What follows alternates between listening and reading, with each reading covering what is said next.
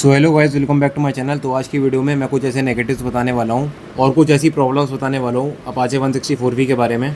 क्योंकि बाइक की प्रॉब्लम्स और नेगेटिव्स भी शेयर करना आपके साथ में बहुत ज़रूरी है, क्योंकि कोई भी बाइक परफेक्ट नहीं रहती है। और अगर आप 2026 में या आने वाले टाइम में टी अपाचे 164V लेने का प्लान कर रहे हैं तो उसकी नेगेटिव्स और इसकी प्रॉब्लम्स जानना बहुत ज़रूरी है आप सबके लिए। आपको पता होना चाहिए कि बाइक में क्या क्या प्रॉब्लम्स फ्यूचर में आ सकती हैं। और ये बाइक मैं खुद पर्सनली ओन करता हूँ पिछले 3 साल से, और मैं इसको अराउंड 25,000 किलोमीटर चला चुका हूँ। तो मैं इसकी नेगेटिव्स और इसकी प्रॉब्लम्स आप सबके साथ में अच्छे से शेयर कर पाऊंगा कि बाइक में मुझे अब तक क्या क्या नेगेटिव्स लगे और क्या क्या इस बाइक की जेन्युइन प्रॉब्लम्स हैं। तो स्टार्ट करते हैं इसकी फर्स्ट नेगेटिव से। फर्स्ट नेगेटिव हो गया इसकी पुअर सिटी माइलेज। तो अगर आपकी फर्स्ट प्रेफरेंस है माइलेज, अगर आप माइलेज सोच करके ये बाइक ले रहे हो तब तो आप मत लो इस बाइक को, यही बोलूँगा। फ़ायदे में रहोगे, क्योंकि इस बाइक की जो माइलेज है वो सिटी में बहुत बेकार मिलती है आपको। हाईवे पे तो आपको फिर भी अच्छी माइलेज दे देगी, क्योंकि हाईवे पे रोड्स काफ़ी खुली रहती है और स्पीड भी अच्छे से मेंटेन हो पाती है। उस चक्कर में माइलेज बढ़िया मिल जाता है। अराउंड बात करें 42 टू 43 के का माइलेज, या बात करें 45 के तक का माइलेज आपको बाइक से मिल जाएगा हाईवे पे। लेकिन वही बात करें सिटी में, तो सिटी में आपको बिलो 40 माइलेज देगी। उसके पीछे का मेन कारण है कि सिटी में ट्रैफिक बहुत ज़्यादा रहता है और ये हाई रेविंग इंजन है। इस चक्कर में भी ये माइलेज सिटी में बढ़िया नहीं देती है, कम माइलेज मिलता है आपको इस बाइक से। इन शॉर्ट बात करें तो ये बाइक परफॉर्मेंस के लिए बनी है, और अगर आपको इसकी परफॉर्मेंस के मज़े लेने हैं तो आपको इस बाइक को हाईवे पे लेके निकलना पड़ेगा। हाईवे पे आपको बहुत अच्छी परफॉर्मेंस देगी और माइलेज भी आपको ठीक ठाक दे देगी। लेकिन बात करें लोकल सिटी माइलेज की, तो लोकल सिटी माइलेज इसकी उतनी अच्छी नहीं है। बार बार ट्रैफिक में clutch brake gear up gear down करना पड़ता है, जिस चक्कर में इसकी काफ़ी माइलेज ड्रॉप होती है। लेकिन वही बात करें परफॉर्मेंस की, तो परफॉर्मेंस में उतना ही मज़ा देती है।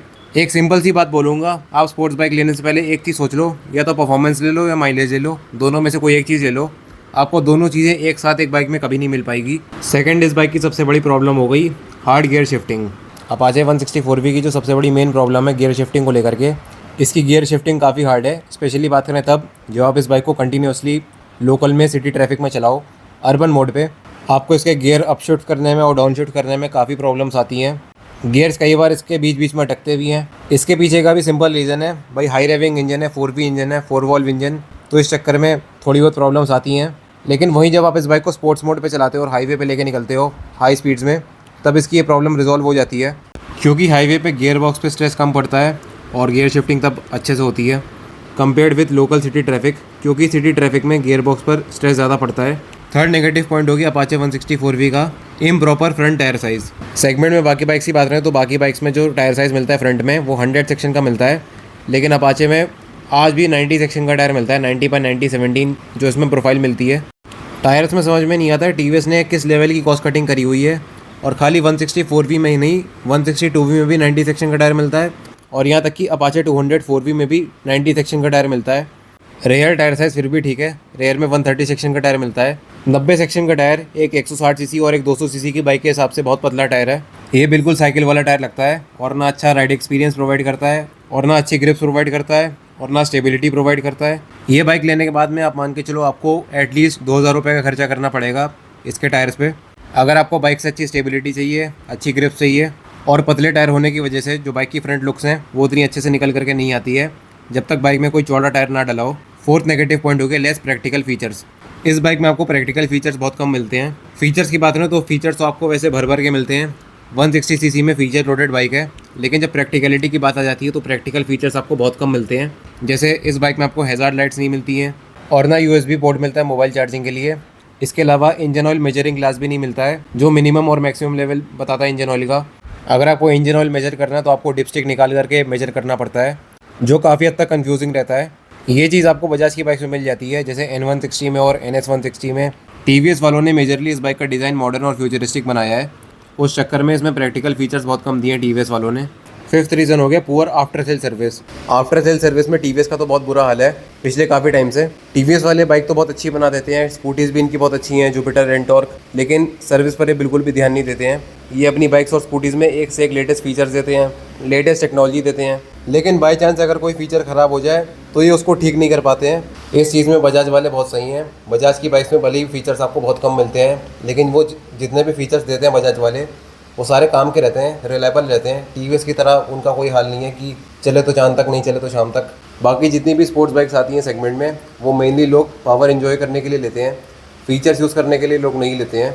और मोस्टली देखा जाए लोग जितनी भी फीचर लोडेड बाइक्स लेते हैं उनके फीचर्स लोग बहुत कम यूज़ कर पाते हैं।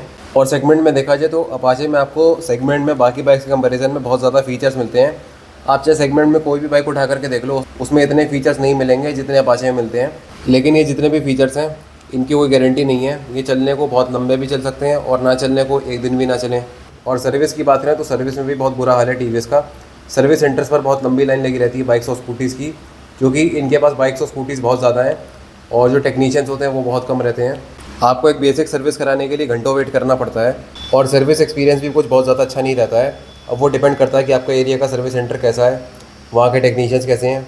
और अब ऐसा आजकल हर जगह हो गया है कि जितने भी मोटो व्लॉगर्स हो गए, यूट्यूबर्स हो गए, जो बाइक रिलेटेड कंटेंट शूट करते हैं या फिर अपनी बाइक की सर्विस दिखाते हैं, तो सर्विस सेंटर वाले उनको मना कर देते हैं कि आप सर्विस सेंटर पर वीडियोग्राफी नहीं कर सकते, क्योंकि सर्विस सेंटर्स वाले घपलेबाजी बहुत करते हैं। अगर आपकी बाइक का कोई पार्ट सही रहता है तो उसको भी चेंज कर देते हैं और फिर लास्ट में बिल में उसका पैसा ऐड कर देते हैं। और कई बार क्या होता है, सर्विस सेंटर्स वाले फालतू की चीज़ें बहुत ज़्यादा ऐड करते हैं। जैसे बाइक की बेसिक सर्विस में जो इंपॉर्टेंट चीज़ें होती हैं वो मेनली होती है इंजन ऑयल, ऑयल फिल्टर या फिर एयर फिल्टर। अगर आपका ख़राब है तो रिप्लेस हो जाएगा, नहीं तो उसी को साफ़ करके लगा देते हैं। लेकिन कई बार क्या होता है कि वो लोग बोलते हैं कि आप थ्रोटल बॉडी क्लीन करा लो, ब्रेक सर्विस करा लो, टेफ्लॉन कोटिंग करा लो, ये सारी फालतू की चीज़ें रहती हैं।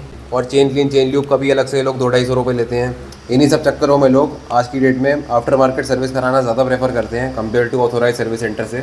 और टीवीएस के सर्विस सेंटर में एक और सबसे बड़ी कमी है, इनके पास मॉडल्स तो काफ़ी सारे हैं सेगमेंट्स में, अलग अलग सेगमेंट्स में अलग अलग बाइक्स हैं। जैसे 125 सीसी में जुपिटर हो गई और बाइक में रेडर हो गई, और 160 सीसी में अपाचे हो गई, 200 में भी अपाचे हो गई। फिर आती है इनकी 310 वाली बाइक्स, आरआर और आरटीआर, फिर रॉनिन आ जाती है, और अब तो एडीवी में आरटीएक्स 300 भी आ गई। तो इनके यहाँ जो टेक्नीशियन जुपिटर की सर्विस करता है वही टेक्नीशियन अपाचे की भी सर्विस करेगा और वही आरआर 310 की भी सर्विस करेगा। कोई भी एक स्पेसिफिक बाइक का एक स्पेसिफिक मैकेनिक नहीं है या टेक्नीशियन नहीं है, जिसका जो मन आ रहा है वो एक बाइक या स्कूटी पकड़ ले रहा है और उसी पे अपना काम कर ले रहा है। सर्विसिंग के मामले में केटीएम बहुत सही है, क्योंकि जो केटीएम की बाइक्स आती हैं वो प्रीमियम सेगमेंट में आती हैं और प्रीमियम बाइक्स के लिए एक स्किल्ड टेक्नीशियन का होना बहुत ज़रूरी है।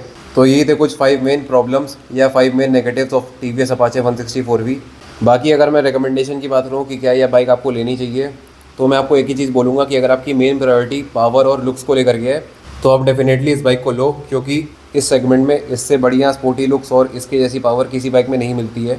बाकी अगर आपको ये सारी प्रॉब्लम से फ़र्क नहीं पड़ता है तब तो आप फिर डेफिनेटली इस बाइक की तरफ जाओ।